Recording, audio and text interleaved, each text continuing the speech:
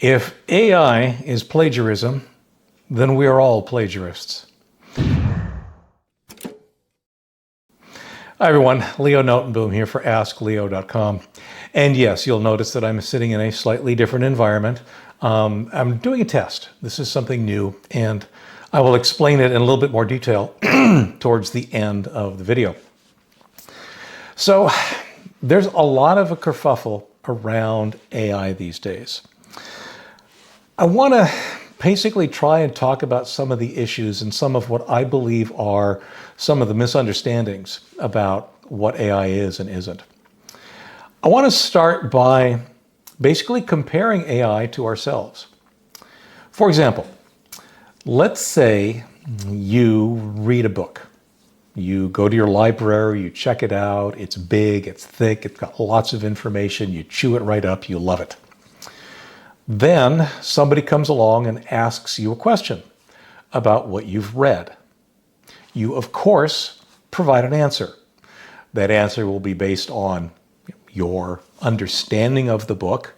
You won't have memorized the book, but you'll have understood to some degree what the book is all about, and you'll provide an answer in your own words. In a sense, what you're doing is regurgitating the information that you've consumed in a different form in response to a question. It doesn't have to be a question, of course. You could go off and write your own paper or even write your own book, but it's your own book based on the knowledge that you have learned from reading this other book. AI does the same thing. It does almost exactly the same thing. The difference, of course, being that it does it at scale. AI consumes a lot of information. It does not memorize the information. By that I mean it doesn't have copies of all of these books that it's read in its memory, so to speak. It simply has a representation of the words, how words are structured, what concepts are there, how things lay out. But it's absolutely not a photocopy of the book, just like it isn't for you after you read a book. You have concepts, you have ideas, you have words, you have terminology that you then put together and use in your own way to generate content, if you will, in response to whatever prompt you are given, be it a question or, like I said, an incentive to write an article, a blog post, or even your own book. Honestly, that's how humanity works. We learn, we consume information.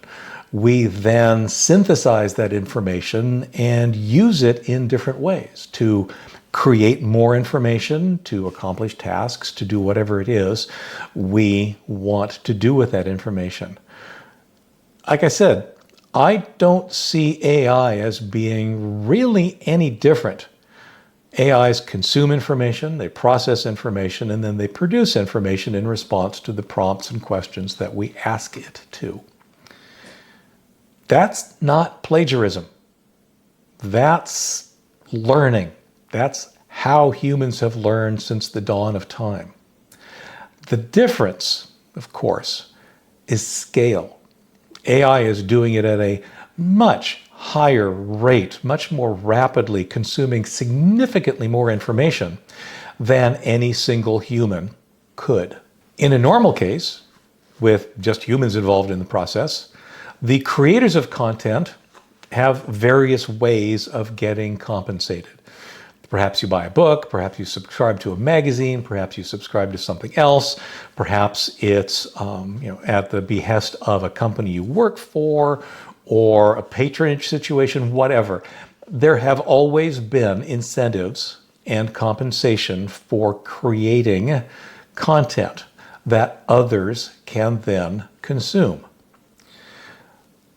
Given the massive scale of content consumption by AI, it makes us uncomfortable that it seems like there should be some additional or different way of compensating the creators of content because it's being used in this way.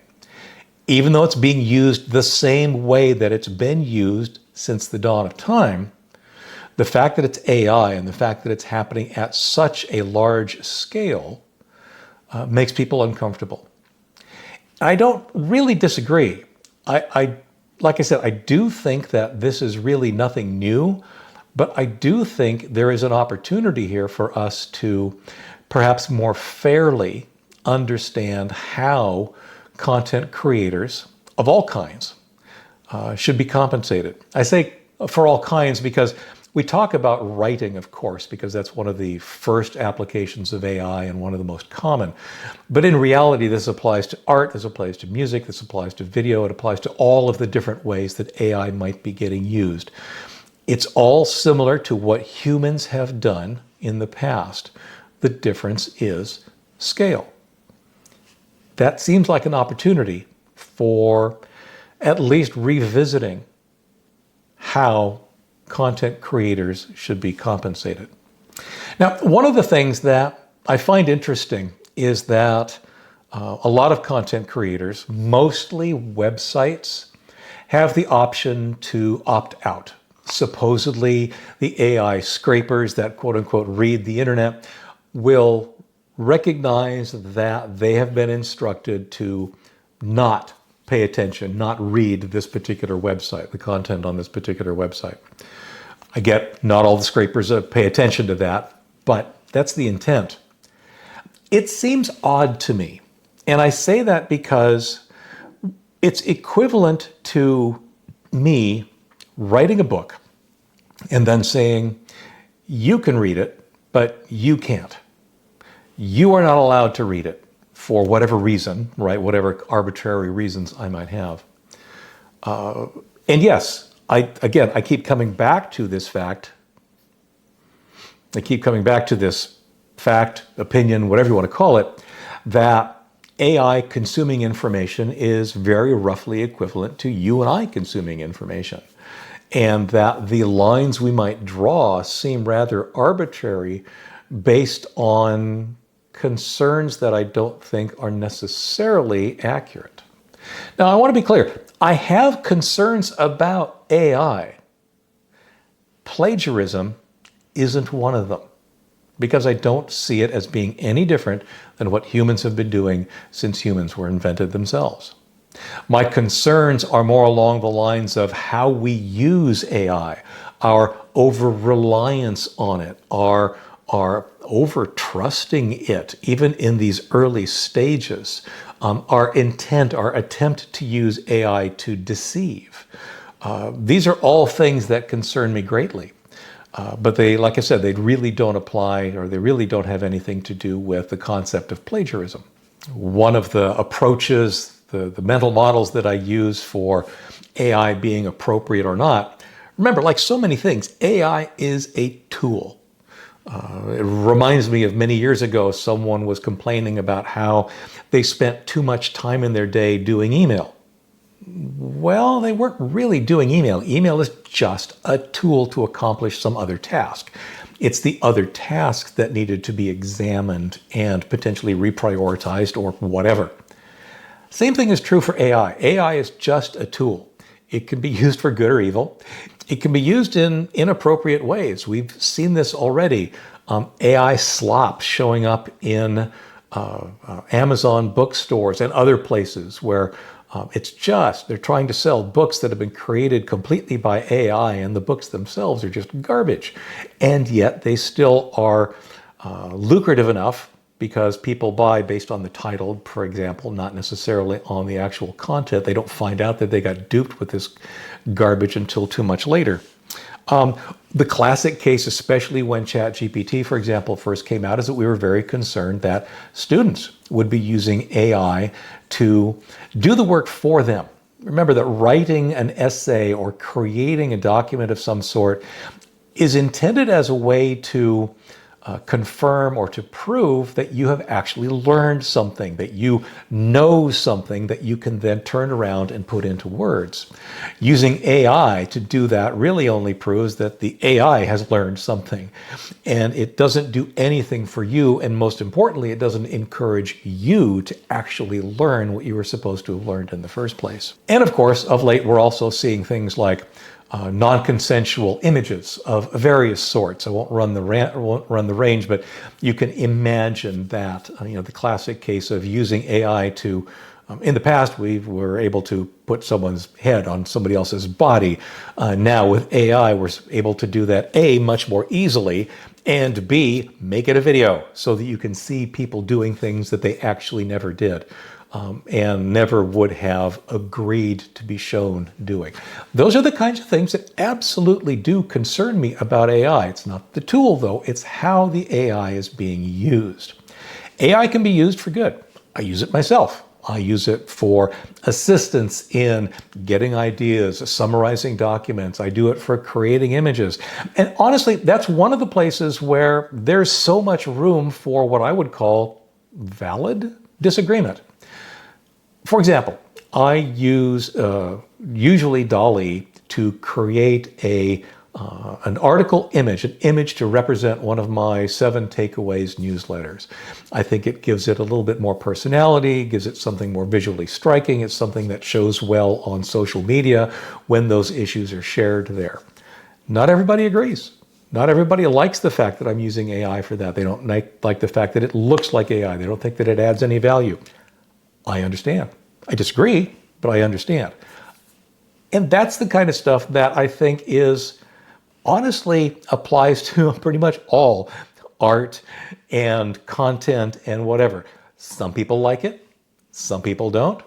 Some people aren't even on the fence. They absolutely hate it.